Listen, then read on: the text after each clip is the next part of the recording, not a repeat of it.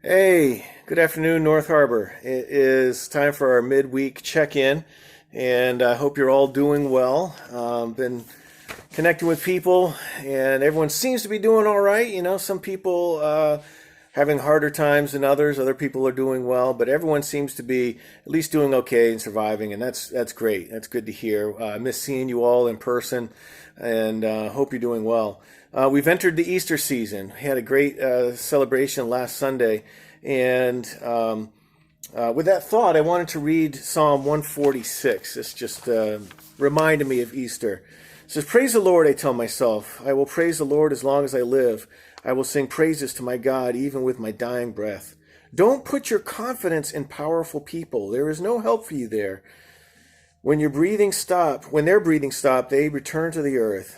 And in a moment, all their plans come to an end. But happy are those who have the God of Israel as their helper, whose hope is in the Lord their God. He is the one who made heaven and earth, the sea, and everything in them. He is the one who keeps every promise forever, who gives justice to the oppressed, food to the hungry. The Lord frees the prisoners. The Lord opens the eyes of the blind. The Lord lifts the burdens of those bent beneath their loads. The Lord loves the righteous. The Lord protects the foreigners among us. He cares for the orphans and the widows and frustrates the plans of the wicked. The Lord will reign forever over Jerusalem. Your God is king in every generation. Praise the Lord." That's Psalm 146. And it just made me think of that line where it says, don't place your confidence in powerful people. You know, they're only here for a time. And it made me think about, challenge me, and I want to challenge you today, to think about where we place our confidence during this time of this pandemic. Our confidence always goes to God.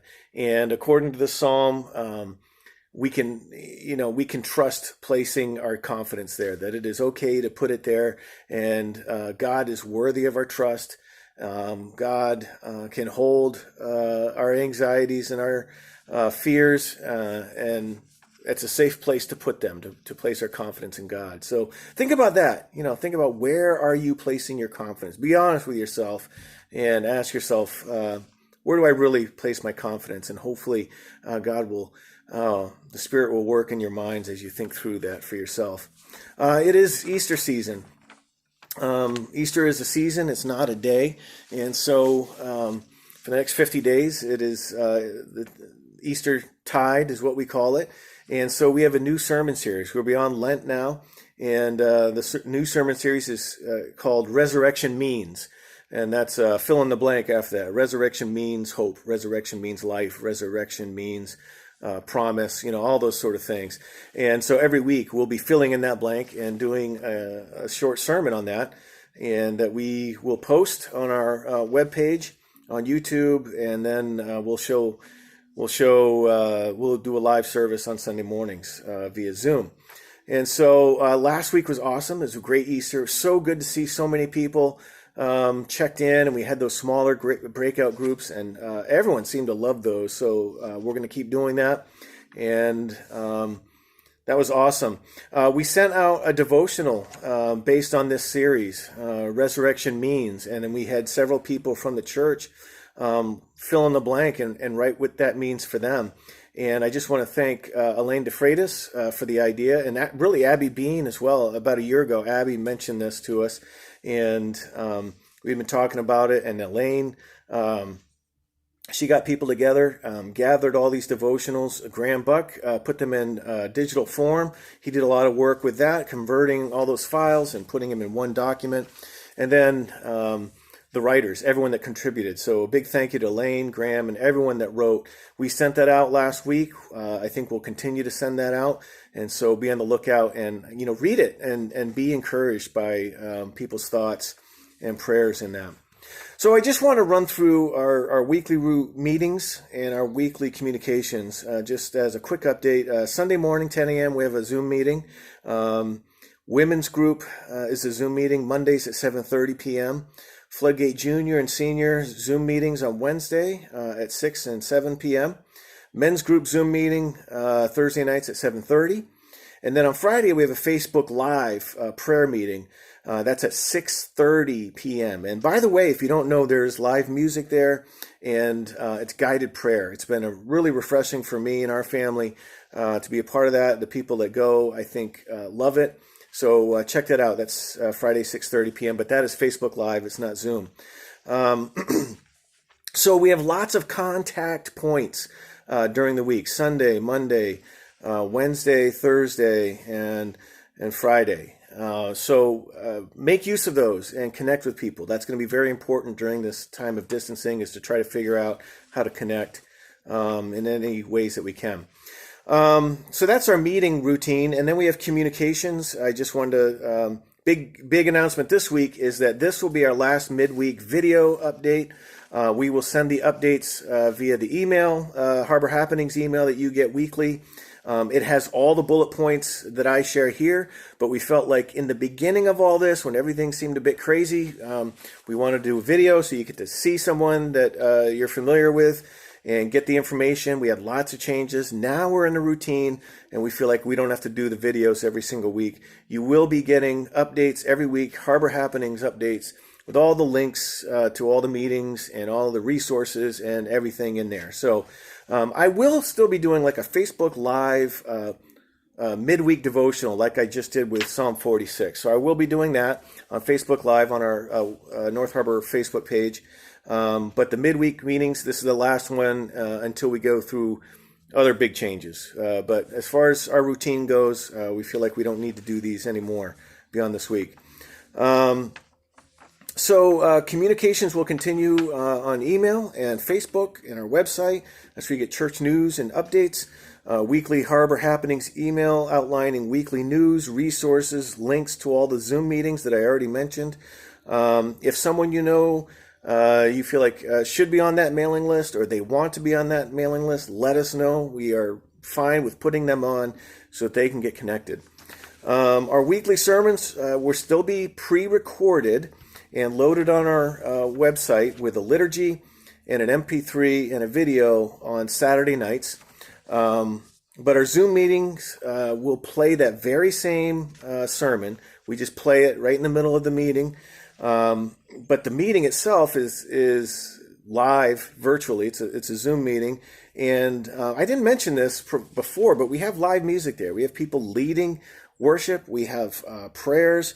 We're going to start doing communion this week. And then there's these breakout rooms. After the sermon, we break out into smaller groups so that we get to see, in a smaller group. And we tried it last week. Great. People loved it. And so we're going to continue to do that.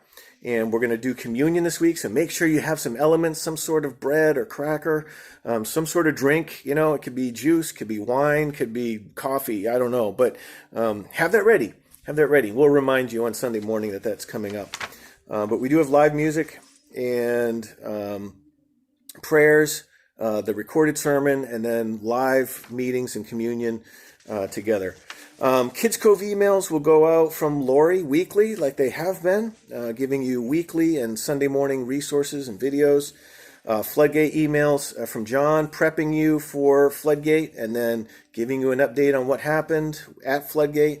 Those will still be going out to the parents. We're still taking prayer requests via email, Facebook, the Ministry One app.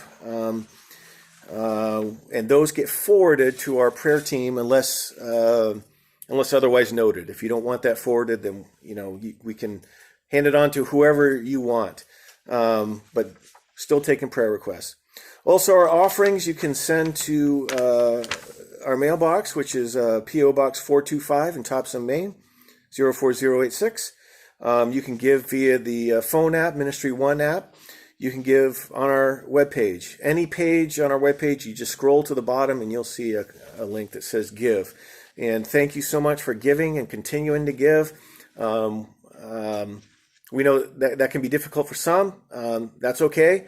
For those of you who can give, we're very grateful, and that we've been able to keep this going for so many weeks, and we expect that will continue. So that's a great form of worship, is giving of our resources. So thank you for that.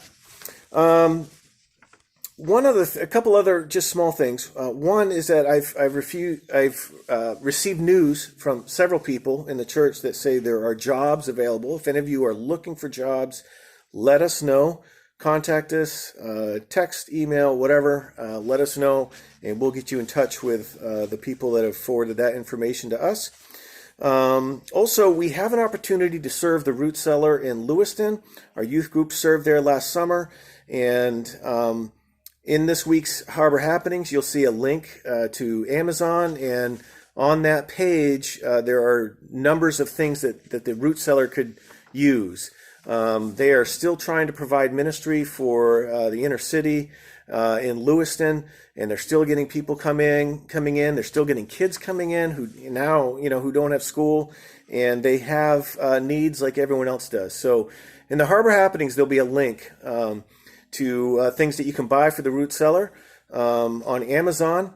And at our office at 122 Main Street, we've left a bin right outside our office door that says Root Cellar donations.